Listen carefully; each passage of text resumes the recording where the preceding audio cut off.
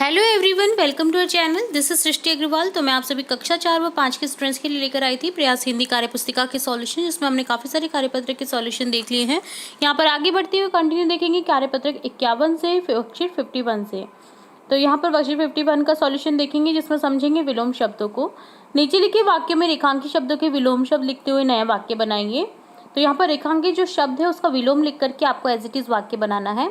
जैसे का है, मैंने कल जंगली पशु देखी थी। अब जंगली का हो जाएगा पालतू, तो मैंने कल पालतू पशु देखे थे हो जाएगा।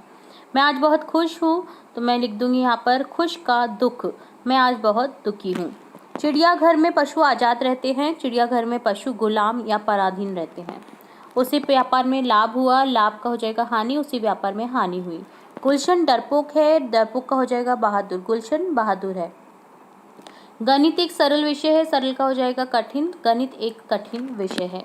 नीचे लिखे वाक्यों में कुछ शब्द रेखांकित है, दिए गए रिक्त स्थान में उन शब्दों के विपरीत अर्थ वाले शब्दों को लिख करके उन सेंटेंस को पूरा करना है। कै में है, सूरज सुबह उगता एवं सुबह का हो जाएगा शाम को ढलता है। मीना बहुत मेहनती एवं राहुल मेहनती का हो जाएगा आलसी है।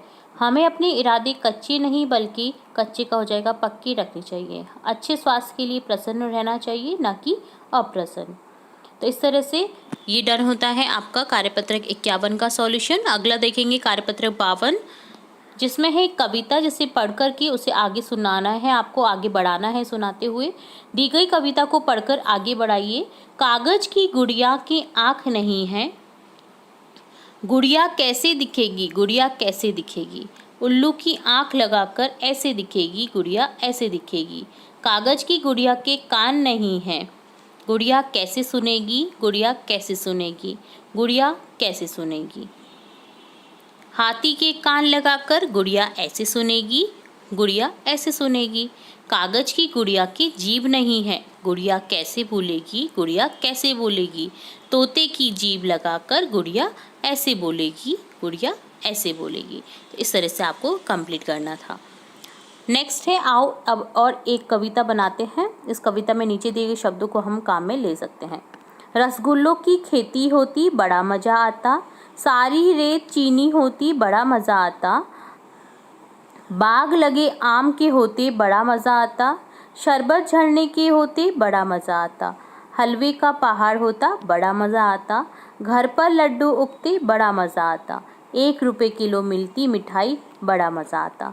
तो यहाँ पर इस तरह से आपको कल्पना से इन कहानी या कविता को आगे बढ़ाना था। तो ये डन होता है कार्यपत्रक 52। अब देखेंगे कार्यपत्रक 53, जिसमें देखेंगे विशेषण शब्दों की पहचान कर प्रयोग कर पाना। विशेषण शब्द होते हैं जो संज्ञा सर्वनाम की विशेषता बताते हैं, उन्हें विशेषण शब्द कहते हैं। तो जैसे फर्स्ट क्वेश्चन है, मैं भी भूखा ना रहूं, इसमें भूखा विशेषण है। नीचे दिए गए शब्दों में से विशेषता बताने वाले शब्दों को अलग करके लिखिए। तो देखिए, लाल यहाँ पर विशेषता हो जाएगा, जैसे लाल सेब। कमज़ोर आदमी, आदमी की विशेषता कि वो कमज़ोर है। इसी तरह से खट्टा, खट्टा आम, खट्टा खट्टा टमाटर, तो यहाँ पर ये खट्टा क्या है, विशेषता बताने वाला शब्द है। तीखी मिर्च, तीखी यहाँ पर विशेषता बताने वाला शब्द है।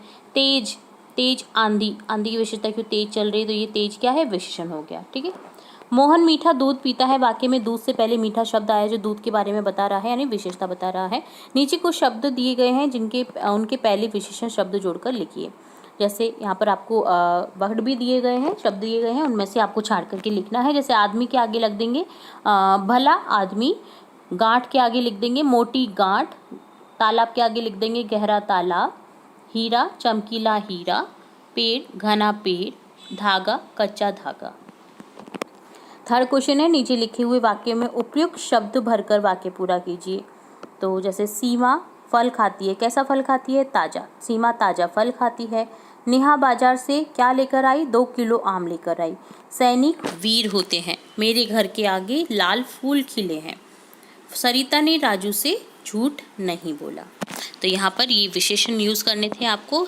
तो ये होता है कार्यपत्रक 53। अब देखेंगे कार्यपत्रक 54, जिसमें क्वेश्चन है, कविता को पढ़कर दिए गए प्रश्नों के उत्तर दीजिए। रस्सी पर लटके कपड़े को सुखा रही थी धूप, चाची पिछले आंगन में जा फटक रही थी सूप।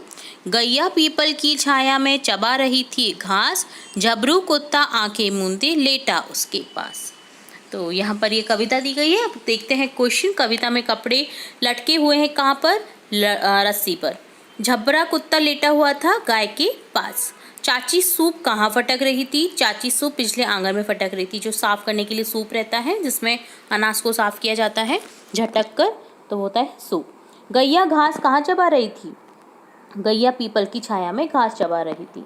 झबरू कुत्ता आंखें मूंदे क्यों लेटा होगा? क्योंकि उसका पेट भर गया था और वह आराम करना चाहता था। कपड़ा शब्द का बहुवचन कपड़े बना है। इसी तरह से नीचे शब्दों के बहुवचन बनाएं। गाय का गायें, कुत्ता का कुत्ते, रस्सी का रस्सियां, आँख का आँखें। अगला है घास। गाय घास खाती है, हमें दूध देती है। उस दूध से कौन कौन से व्यंजन बनते हैं? जैसे दही, घी, मक्खन, पनीर, बर्फी, मावा इत्यादि। तो ये डन होता है कार्यपत्रक 54 का सॉल्यूशन। अब देखेंगे कार्यपत्रक 55, जिसमें है क्वेश्चन। दिए गए चित्र को देखिए और साथियों के साथ इस पर चर्चा कीजिए। चर्चा के बाद नीचे जुड़े हुए सवालों के जवाब दीजिए। तो देखिए, आपको ये फैमिली पिक्चर दिखाई दे रही है, जिसमें एक परिवार है, जिसमें देखिए दादा दादी बैठे हैं, उनकी बेटी बहू बैठे हैं, पीछे उनके नाती नातिन बैठे हैं, आगे उनके नाती नातिन बैठे, यानी पोता पोती बैठे हैं, है ना। तो यहाँ पर कुल टोटल कितने सदस्य, ऊपर एक परिवार का चित्र दे रखा है, तो कितने सदस्य हैं यहाँ पर?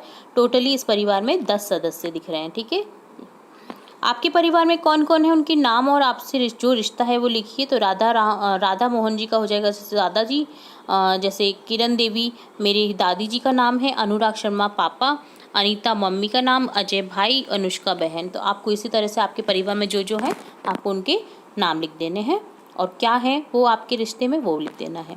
आपके परिवार से कौन कौन विद्यालय जाते हैं, उनके नाम लिखिए, अजय, अनुष्का और मैं।